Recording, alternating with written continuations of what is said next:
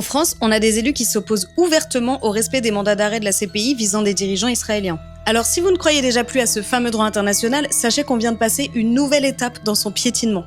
Il y a des députés qui ont voulu faire passer un amendement pour forcer les États membres de l'Union européenne à appliquer les mandats d'arrêt pour crimes de guerre et crimes contre l'humanité qui visent Benjamin Netanyahou et l'ex-ministre israélien de la Défense, Yoav Gallant. Donc tout simplement pour respecter des traités dont on est déjà signataire, quoi. Déjà, c'est surréaliste qu'on doit voter un amendement pour dire « Eh, venez, on fait ce qu'on avait dit ». Ok, donc c'est quoi le concept en fait? On signe un contrat, mais on doit régulièrement confirmer qu'il est toujours valable? Donc bref, on se dit, normalement, il n'y a pas de débat, tout le monde est d'accord, non? Eh ben non, des députés ont voté contre. Je suis estomaqué du vote qui a eu lieu jusqu'avant. C'est-à-dire que les députés macronistes, les députés de droite, les députés du Rassemblement national viennent de voter contre l'idée que la France appelle à soutenir les mandats d'arrêt qui ont été délivrés par la Cour pénale internationale.